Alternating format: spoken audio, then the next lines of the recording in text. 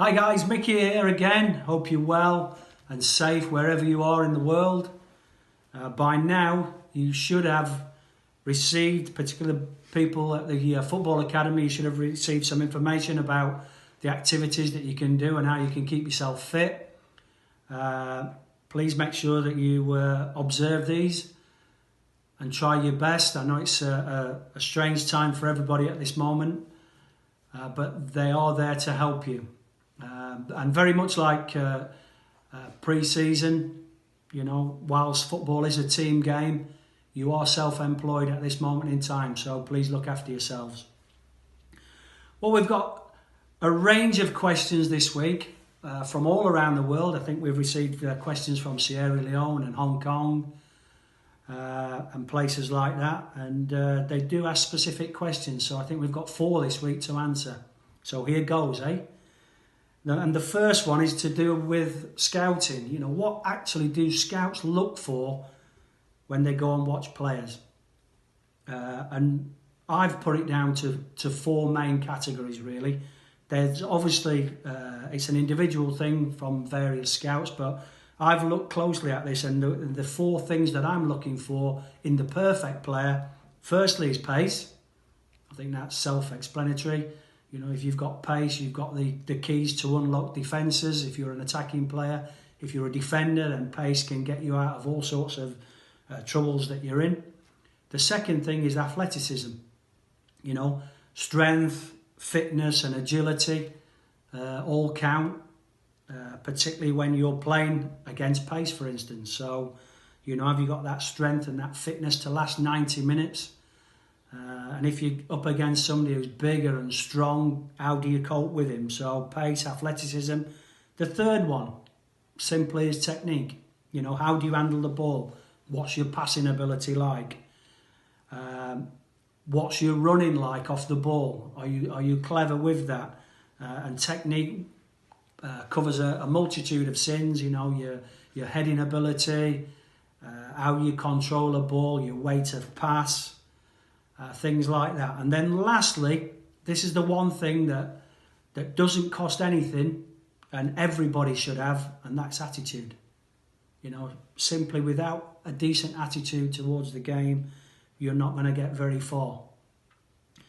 Now, if you've got those 4 things, that's fantastic, but you'll probably be Lionel Messi if you have those 4 things. And I've never seen a player yet who has all those 4 attributes. So there could be a combination of 1, 2 or 3.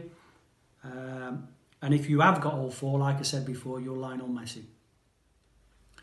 Now the second question that I want to touch on today is a question that says, why do I get so nervous before games? And I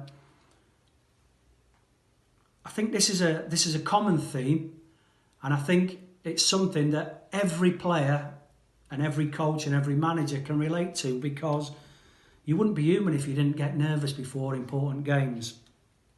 Everybody has them. And I think what you need to do sometimes is take a look around your dressing room. And I've been in lots of professional dressing rooms where players are listening to music on their headsets, not conversing with anybody. A lot of them are going to the toilet on too many occasions. Many years ago, you used to get the old pro going into the toilet and having a quick cigarette.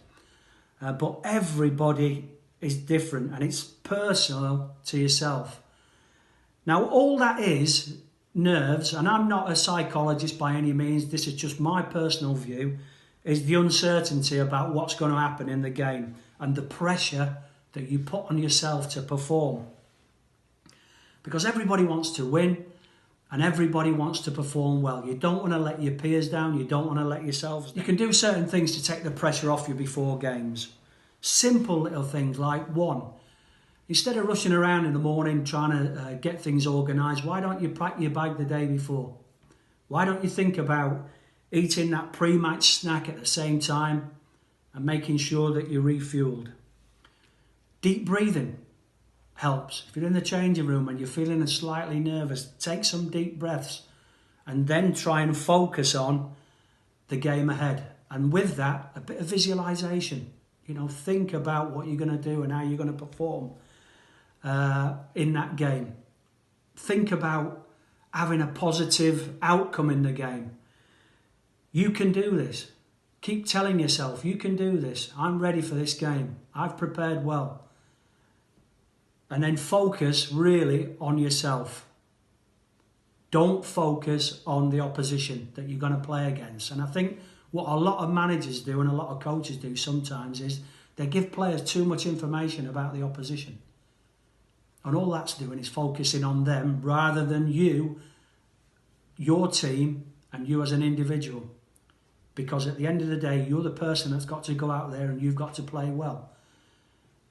And with those nerves, do things early. You know, in the early part of a game, the first tackle, the first header, the first shot, make sure it's a positive thing. And then what you'll find is the pre-match nerves will disappear and you can then focus on the Following game. On from that, the third question is, when were you nervous in a game?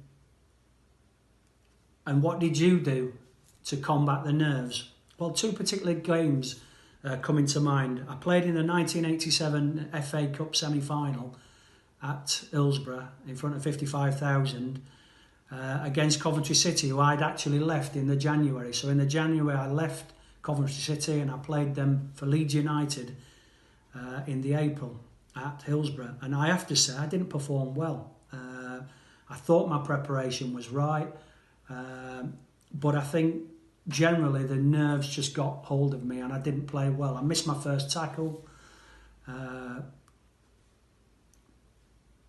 didn't carry out the instructions of the manager, or I felt as though I didn't. Now looking back at the game, I didn't play too bad, but I just felt that the nerves had got to me that game. We eventually lose the game 3-2 and Coventry City go on and win the FA Cup. So that was disappointing. And the second game was at Old Trafford on the 4th of February 1992. And the reason I say that is because it's still on YouTube. So if there's anybody out there that fancies watching their little fat coach play, fourth round of the FA Cup, replay, drew 0-0 at Southampton in the first game. We actually took the lead and we were winning 2-0. Alan Shearer and Gray scored our goals for us and we were 2-0 up. Then Kanchelski scores for Manchester United just before half time, and then McClare scores in the 90th minute to take us into extra time. Anyway, nothing happens in extra time. It comes to a penalty shootout, and who's put his hand up to take a penalty is me. I'm going to take the fourth penalty. How did I cope with that? Because it was a nervous time. Deep breathing. So whilst I'm waiting to take the penalty, I'm thinking about my breathing and my breathing techniques. In that brief moment when other people are taking their penalties, I'm visualising what I'm going to do with my penalty. What side am I going to place my penalty? Am I going to strike it with my instep or my laces? So I'm visualising where I'm going to put the ball. I'm then thinking about my technique. You know, I've decided I'm going to go one way. I don't care what the goalkeeper's going to do to try and put me off. My technique I've got to get right.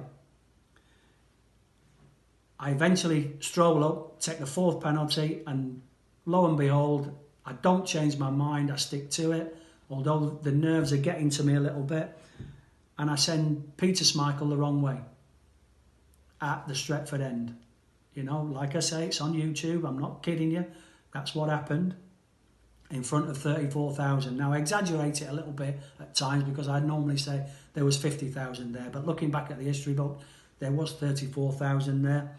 But that's how I cope with it, you know. So deep breathing, visualisation, and then getting my technique right. And all of that combined ensured that I wasn't as nervous as I could have been. And then I guess leading on is the fourth question. And thank you for the questions that have come in this week. It's been a tremendous effort from you all. But the fourth question is, how then do I become more confident? Well, let me tell you, it doesn't come in pill form. Confidence does not come in pill form. If it did, what would happen is every footballer, every person would go out go to the chemist and buy a little pill that gives you more confidence, and that doesn't happen. So confidence really is believing in yourself and your skills and your physical talents. And what I mean by that is when you come onto a pitch, back yourself on the pitch. Be confident in the abilities that you've got and back your abilities against whoever you're going to play against. And mental practice is needed for this. You know, we always talk about the physical attributes that you've got to have to be a footballer, but one of the biggest ones is what you've got inside your head. You know, and you've got to, just like a passing practice, you've got to keep telling yourself, I am confident, I've got belief in my ability, I know what I'm doing. And this whole combined gives you the ability to cope and be more confident. And like I said, with the nervousness as well, first tackle, first header, first shot, make it a good one. You know, I always used to be as a footballer in the first 5 minutes, just try and play that nice little easy pass, get myself into the game.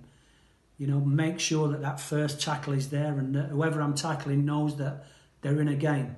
And that gave me more confidence. I played to my strengths. And that's another thing that gives you confidence. Play to your strengths. If your strength is pace and you're a winger, you know, test your fullback early on.